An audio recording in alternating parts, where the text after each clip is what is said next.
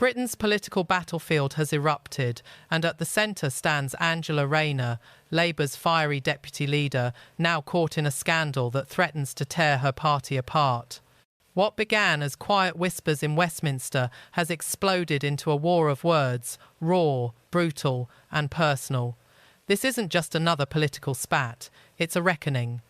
The woman who built her image on fighting for the working class is now accused of betraying them, and the one leading the charge isn't a politician, it's Katie Hopkins. No filters, no mercy. This is politics stripped bare, and it's getting ugly. Breaking news from a wonky world of cockwombles, because, quite honestly, there's so much refused to acknowledge what's happening here in the UK and what's being done to you. I would say this, if you carry on like this, with your head in the sand, it's always going to be so much easier, isn't it, for the government to take you right. The political storm sweeping across Britain has taken a dramatic and deeply personal turn, and at the centre of it stands Angela Rayner, Labour's fiery deputy leader. Once celebrated as a champion of the working class, Rayner now finds herself ensnared in the very kind of controversy she long claimed to stand against. But this isn't a typical Westminster scandal. There are no softly worded apologies, no polished statements crafted by advisers. Because this time, her critic isn't a cautious backbencher or a rival minister, it's Katie Hopkins, and she's launched a full-scale assault. This isn't commentary, it's political demolition.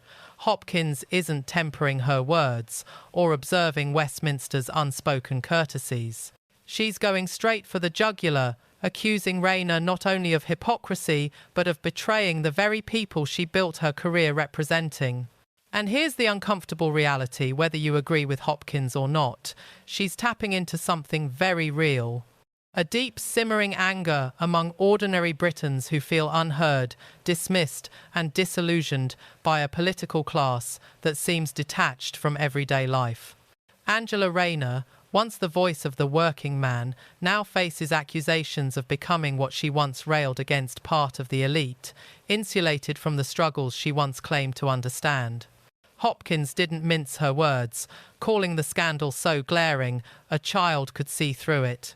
Behind the provocation lies a sobering truth. Britain's political establishment is losing the public's trust, and the perception that some in power see themselves as untouchable is only fueling that divide. At its heart, this story is simple and devastating. A movement built on accountability now faces a reckoning of its own. And if Labour believes it can deflect or dismiss this as political noise, it may soon discover that the outrage isn't coming from the opposition benches, it's coming from the public, and it's only just beginning. All of them expect to see a lot of words explaining this and a lot of wiggling and a lot more of Angela Rayner with her terrible pronunciation and her ginger growler. Energy prices of the whole summer, when you don't need your heating on, they put the price down. The minute it's fucking freezing and we're about to go into properly Baltic, they shove the price up by 10%. And my question is, where are elderly people supposed to get an extra 150 quid or 1,500 or 2,000 or whatever their extra bill is, right? £300. Where are they supposed to rustle that? What would you like them to do? It now appears that Angela Rayner, Labour's self-styled champion of the working class, may have misled authorities over something as fundamental as her own address. At the heart of the controversy lies a council house purchased under Margaret Thatcher's Right to Buy scheme. Rayner bought the property at a significant discount, only to sell it later for a substantial profit. But here's where the issue deepens. Evidence suggests she may not have been living there at the time. According to electoral records, Rayner was registered at her Manchester address, while her husband and children were listed elsewhere. And that's no minor discrepancy. Under UK electoral law, individuals are required to register at their genuine, permanent residence. Providing false information isn't just misleading, it's a potential criminal offence. For someone holding one of the highest offices in the country, that's more than politically awkward, it's career-threatening. But as commentator Katie Hopkins points out, this is only part of a wider problem. Rayner's past raises serious questions about her integrity. yet her recent record offers little reassurance. Take her much publicised promise to build 1.5 million new homes, a central pillar of Labour's manifesto and a message of hope for millions facing Britain's worsening housing crisis. Today, that pledge has quietly vanished. No progress, no plan, no explanation. And with it, much of Rayner's political credibility. Hopkins didn't mince words. She accused the deputy leader of hypocrisy, a housing minister who once profited from a council house, now presiding over a housing policy that has failed to deliver even the basics for those still trapped in the same broken system. And as more details emerge, the story only grows darker. Rachel Reeves, what would you like them to do? Would you like them to what? Auction off a kidney, maybe? I mean, what use is a fucking 85-year-old kidney? It's probably knackered. It's had that much piss go through it over a whole lifetime. They can't sell one of them. What do you want them to sell? Their eyeballs, well, the half of them can't fucking see because they're 95. Well, where are they supposed to find the money? Well, under a mattress, really? That's what really bugs me, is it's going to cost them more. Okay, where are they supposed to get it? What, they're going to go out and work, are they? Can't see, can't hear properly. Some of them can barely move. Rachel Reeves, the question now is, what exactly does she expect Britain's elderly to do? The frustration, voiced most recently by commentator Katie Hopkins, captures a sentiment that's spreading fast across the country. How are pensioners supposed to survive in today's Britain? Hopkins' words, though cutting, point to a harsh reality. As another winter looms and energy bills climb higher than ever, many older Britons are being forced to make impossible choices, heat or eat. Hopkins poses a simple but searing question. How is a 90-year-old living alone meant to find an extra £300 just to stay warm? This isn't satire. It's a reflection of the bleak truth millions face. The anger in Hopkins' voice isn't performance, it's the sound of genuine despair, echoing the frustration of a generation who feel abandoned by the very system they helped build. After decades of paying in, they now feel left to endure their final years in silence and cold. And Hopkins' criticism doesn't stop with Angela Rayner. Her condemnation extends across the Labour front bench, from Rachel Reeves to Keir Starmer himself. The very leaders who once promised transformation and fairness now stand accused of delivering little more than rhetoric, more struggle, more excuses, and more suffering. It's a damning charge, a party that preaches compassion yet presides over a system that leaves the elderly to freeze while energy companies continue to profit. Hopkins highlights a pattern that's difficult to ignore. Energy prices fall just as the weather warms, only to rise sharply the moment winter arrives.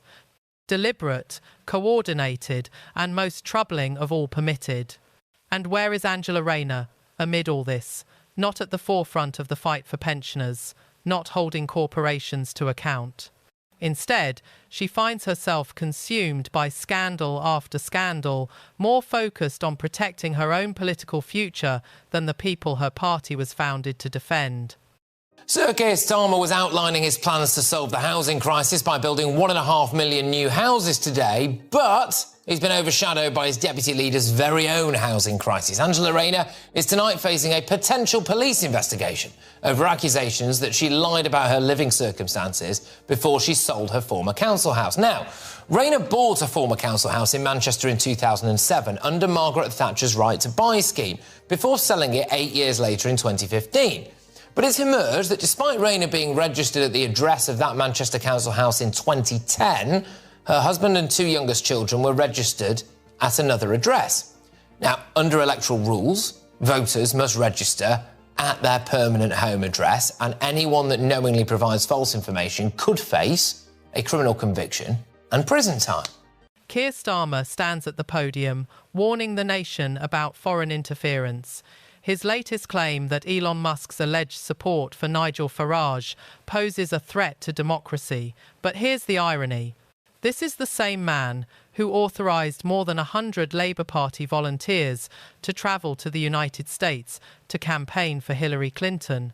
Their flights, their hotels, their expenses, all funded by Labour. British political operatives on foreign soil, campaigning in a US election. If that isn't interference, what is? The hypocrisy isn't just striking, it's staggering. Meanwhile, Labour's deputy leader Angela Rayner, the self-proclaimed voice of the working class, remains silent. Once the champion of council housing, she now faces growing scrutiny over her own right-to-buy dealings. The very scheme that helped her climb out of poverty, she now wants abolished. Think about that. A politician who personally profited from a discounted council home, walking away with an estimated £50,000, now seeks to deny others the same opportunity. That's not policy, it's betrayal. And this betrayal extends far beyond housing. It's a betrayal of trust, the kind that leaves pensioners struggling to heat their homes, while the political elite trade blame and promises. Katie Hopkins calls it out for what it is, not mere incompetence, but deliberate neglect, cold, calculated, and unforgivable. Her message to Britain's elderly is raw and direct. Turn your heating on. If you fall into debt, so be it. If someone comes knocking with a badge, don't answer, just survive. Because this government isn't coming to save you. It's a stark warning and a call to action. Rayner has made her choice, Hopkins argues. Now, the people must make theirs. This isn't just another political row, it's a reckoning, a fight for truth, dignity and accountability. And if Angela Rayner, Keir Starmer or the Labour Party believe they can continue unchecked, they may be in for a shock. Katie Hopkins has dropped the pretense. The gloves are off. The public is waking up. And this fire, it's only just beginning.